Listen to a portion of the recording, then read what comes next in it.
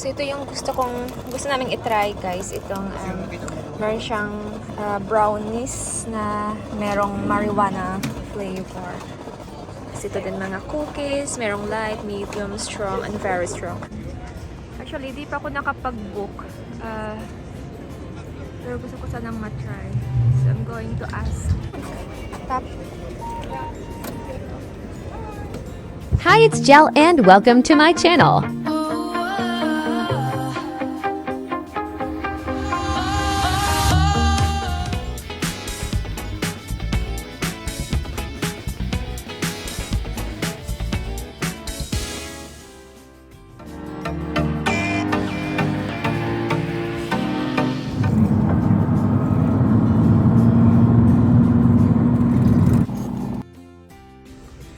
Hey guys! So, andito na kami sa Amsterdam.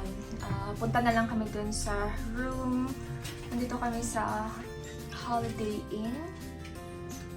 Then, mag-rest na lang muna kami. Nasa third floor or second floor? Second floor yung room namin. Check-in na kami dito sa Holiday Inn. Galing pa kaming Luxembourg. Actually, galing pa kaming Germany. Then, nag-travel kami ng 45 minutes to Luxembourg. Tapos, almost 7 hours papunta dito kasi nga nag-Flix bus lang kami. 9:25 yung alis ng bus kanina. Tapos, dumating kami dito exactly for 4 p.m. So, Amsterdam Sloterdijk. So, hindi ako siguro kung tama yung pag-pronounce ko. But yes, yun yung area namin. Malapit na kami sa train station. One stop away lang kami sa Central Station. Magpapahinga lang kami ng konti kasi nga wala kaming tulog since kagabi. Kagabi kasi galing kami ng Luxembourg. Tapos gumala din kami sa Trier and Palang, no? Trier, which is part din ng Germany. Tapos, ewan ko, ang hirap matulog kagabi. Hindi ako nakatulog talaga. Tapos maaga din kaming umalis kanina. Papuntang Luxembourg, mga 7. Umalis kami papuntang Luxembourg. Tapos 9:25 Luxembourg to here sa Amsterdam. So ito yung room namin. 100 pounds per night yung binayaran namin. Kasama naman na yung breakfast namin for 3 nights and 4 days. Tapos, since member ako ng IHG, meron kaming complimentary drinks. 2 drinks, tig-isa-isa kami ni Al. Anytime, pwede namin yung kunin. So, ito yung mirror area. Tapos, meron silang complimentary coffee and tea. And nandiyan yung kettle. And ito yung toilet nila, guys. Tapos, ito yung toilet nila. Yan. Shower toilet. Meron din silang telly. Andiyan na si yung bed. I think that's queen size or king size. Hindi ako sigurado. Meron sobrang simple lang ng room. May telly dyan. So, ito yung view namin. Train station sa labas. Yan, di ba? Ay, hindi siya train station. Tama ba? Train station. Alam ko doon sa kabila yung train station eh. Pero, yes, yan yung view namin. Ito na yung pinakamurang nakita ko nung nag-book ako ng hotel. Pero, mabigat pa rin siya. Like, 100. More than 100 pounds per night. Mga 101 pounds siguro. So, yan. So, pahinga lang muna kami ng konti, guys. Kasi nga, galing pa kaming biyahe. At binili si Al ng croissant. So, kain muna kami ng croissant. Then, mag-dinner na lang kami sa labas later. So, yung maganda sa location ng hotel namin, guys, is that paglabas namin, marami na siyang mga pwedeng kainan. Meron silang Starbucks, meron din silang Spar, ano pa ba? Meron silang parang restaurant dun sa labas. Meron din doon na parang Mr. Seafood. Kung gusto mo ng seafood, lulutuin nila. Tingnan natin mamaya paglabas o di kaya ay bukas. Tapos yun nga, nasa ilang walk lang, like few minute walk. Yun na yung train station. So, kung pupunta kami ng Central Station, yung city center talaga nila, isang stop lang. I think more or less 4 minutes yung layo ng Central Station. So, kain muna ako ng croissant, then mag-video tayo paglabas natin.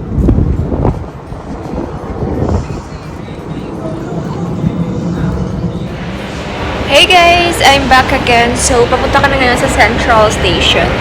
Isang stop lang naman siya galing dito sa station namin. Medyo malamig dito compared sa Germany at Luxembourg.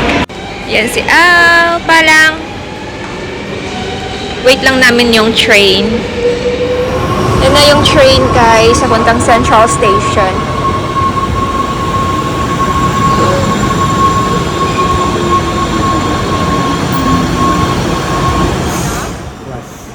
First class. So, dito na kami sa train. Mga more or less 5 minutes. I think less than 5 minutes yung papunta sa Central Station. Tap.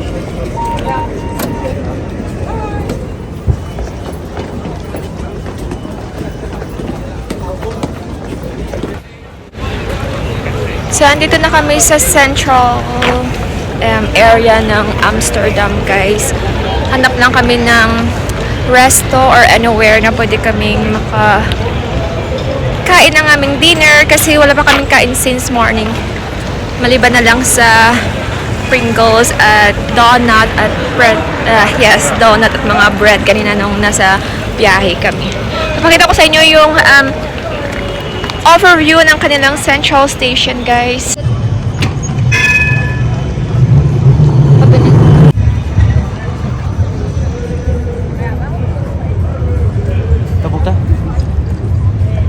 Ano sa video dira ang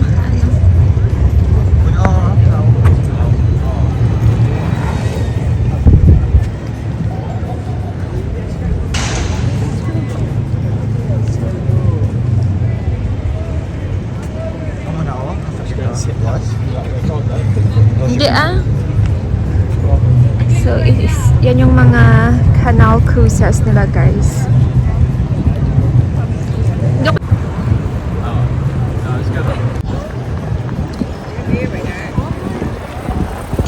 Daming mga nagbabike. Yan. Gusto ko yan ma-try. Tingnan natin bukas if kaya. Tapos dito sa kabila guys, meron silang another canal.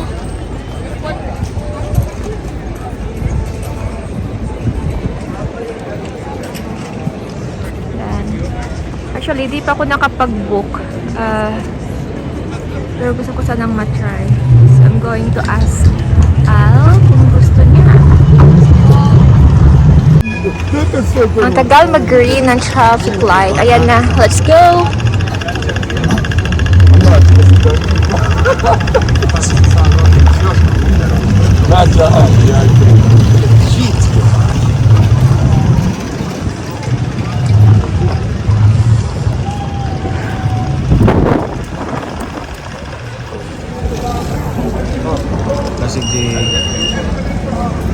Where?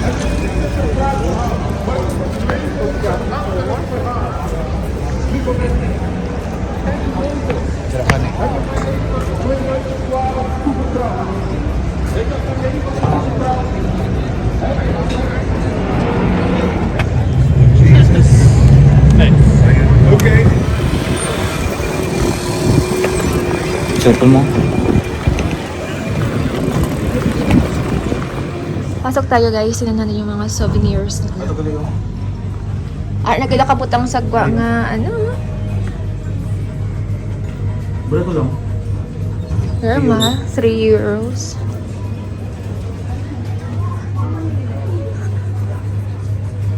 Check ko dito.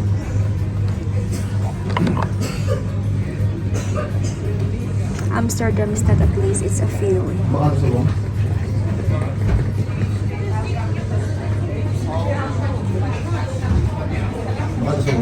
this one. Hindi siya mabuka kasi. Pila? Apat. Malagama pang iba. Naba. 8, 10. Okay.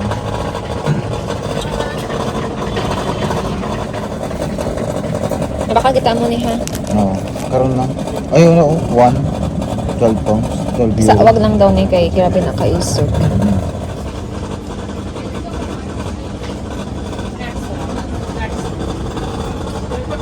So ito yung gusto naming i-try guys. Itong meron siyang brownies na merong marijuana flavor.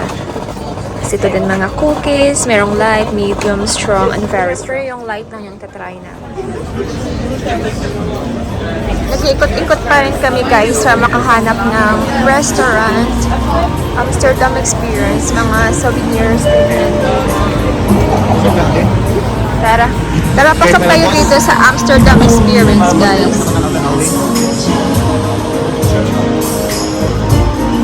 Gaganda ng mga t-shirts nila. 24 euros.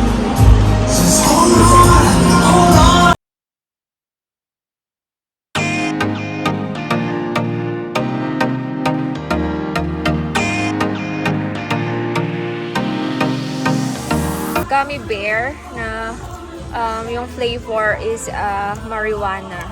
So this one is strong. Cookies na strong. Space cake.